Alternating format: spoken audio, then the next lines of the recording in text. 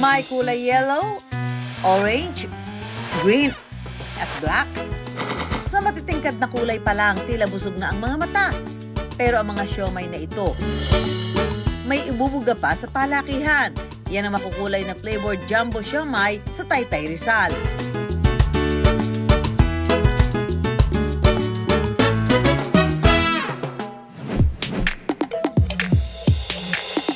Ang bawat kulay ng jumbo siomai may katumbas na flavor. Pork siomai ang white, kulay yellow ang chicken siomai, color orange ang beef siomai, cheesy dynamite ang green, Japanese siomai ang black, yellow na may red dot naman ang crab stick. Available rin ang shark's fin.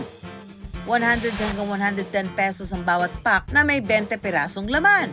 Ang 35 years old na si Jaisel ang may pakulo ng makukulay na flavored jumbo siomai. Bali, nag-start po kaming mag-manufacture ng jumbo siomai year 2023 po. Mahilig talaga kaming kumain ng siomai, kami ng family ko. And napansin namin sa market na parang ordinary siomai lang yung lagi natin nakakain. So parang why not mag-come up tayo ng bagong idea na which is yung jumbo na nga po. At the same time, may mga flavors na rin po tayo na pwedeng pagpilian. Hindi raw inakala ni Jaisel na ang kanilang craving sa siomai ang magiging tulay sa mas malaking kita. Nagsimula silang magtinda ng siomai sa isang maliit na tindahan hanggang online. Mahilig talaga kami mag-business ng husband ko. So nag-start po kami ng food cart, Japanese cake po. Mahilig din po talaga ako mag-post online ng mga anything na pwede ko ibenta like contact lens, mga tsinela, sapatos, ang mga bags.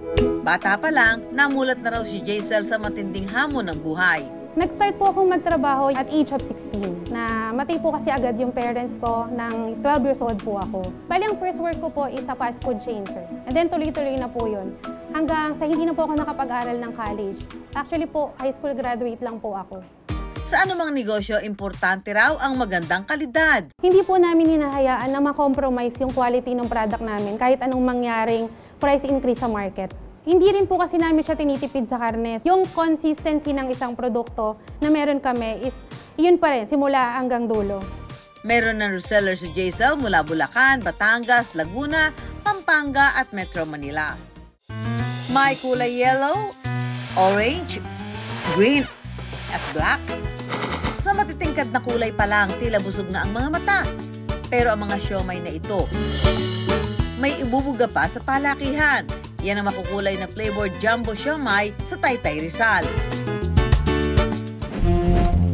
Nandito ho tayo sa Taytay Rizal sa paggawaan ho ng siomai. Pero hindi mga pangkaraniwang siomai ito dahil bukod doon sa may mga jumbo sila, yung malalaking siomai, flavored. May iba-ibang flavor yung ginagawa nilang siomai dito. Ayan. Hi, welcome po, Ma'am Susan. Siya po yung may-ari nito. Opo. So, paano pinili yung mga flavor ng siomai? Nag-isip lang po kami, for example, sa mga mahihilig po sa maanghang, nagkaroon po kami ng cheesy dynamite. So, pakita sa atin ni Jaisel kung paano ginagawa yung kanilang mga siomai dito. Ay, Ma'am, bali, meron po tayo ditong mix na timplado na po siya, ma'am. Templado na yan. Opo. Okay, tapos ito yung pinaka... Yes, ma'am. Wrapper po. Wrapper. Opo. Tinitimbang po namin siya, depende po kung Gaano karami? 34 po. 34 kilo? 34 grams, ma'am. Yan! 34 pala sakto siya. po. Sige, tapos? Tapos, ma'am, babalutin po. Ganyan? Ayan, opo. Pagdikitin niyo po siya, ma'am. Ganon. Opo. Tapos yung kabilang side po. Yan. Opo. Bibilugin siya, ma'am. Bibilugin. Opo.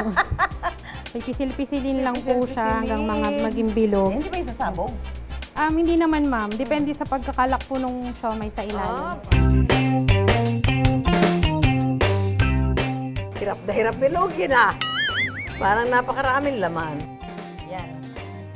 Yung iba-ibang kulay ng wrapper nyo, kayo gumagawa? Bali, meron po kaming supplier ng mga wrapper namin, ma'am. Pagkatapos pong mabalot, ilalagay na po siya doon sa steamer. For 15 minutes. Okay, lagay na natin. So, 15 minutes, hintayin natin.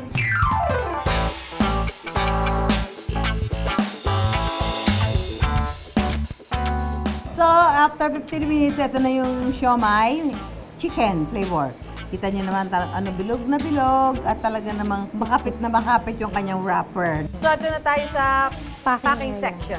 So, ang isang balot, 20 pieces po yung laman, ma'am. Gaya nito, Apo, yan. 20 pieces, 100. Yes, ma'am. Ba't ang mura? Para mas kumita rin po yung ibang mga gusto mag-reseller. Okay. Sige, maglagay na tayo. Dan! Ito, 100 pesos, 20 pieces. Busog na kayo dito pag ito kinainulam mo. Brown! Ang napili ni Kuya, bakit brown? Favorite ko lang. Favorite color niya ang brown. Sige, Kuya, kayo na. Tapos sabihin mo sa akin kung anong lasa. Lasang manok po siya. Hindi siya yung lasa ng pangkaraniwang siomai. Hindi po. So, napili niyong kulay green. Bakit kulay green?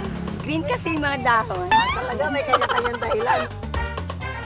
Anong lasa? Masarap. Lasang karne. Anong lasa? Lasa talagang Dynamite. dynamite kasi maanghang siya. Mukhang may cheese, ano? Oo, may cheese siya. So, masarap po, pwede ulam.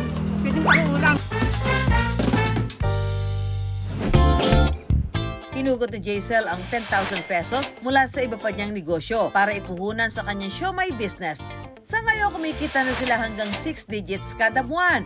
Nakagagawa na sila ng hanggang 50,000 piraso ng siomai kada araw.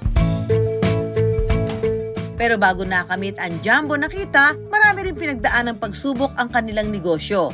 Nasisiraan kami ng karne. Yan talaga yung madalas na mangyari sa amin dati kasi wala po kaming freezer na malaki. Pagkasira ng mga machine at yung mga kakulangan po sa mga staff. Dumating po yung time na nalugi po yung business. Marami po talaga kaming nasayang, napuhunan. Ang dating maliit na tindahan ng siomai, meron ng maayos na pwesto. May malaking komisaryo na rin si Jaisel. Nakapagpundar po kami ng property. Kahit pa paano nakakarating na rin po tayo, hindi lang po dito sa Pilipinas, nakapag-travel na din po tayo sa ibang bansa. Ang lahat ng natatamasa ni Jaisel ngayon, alay niya raw sa kanyang mga magulang. Sana naging proud sila sa akin kung ano po yung narating ko ngayon, na kinaya po namin na magkakapatid, na hindi lang po ako na maitawid yung childhood, especially ako yung childhood ko, nang wala na po sila.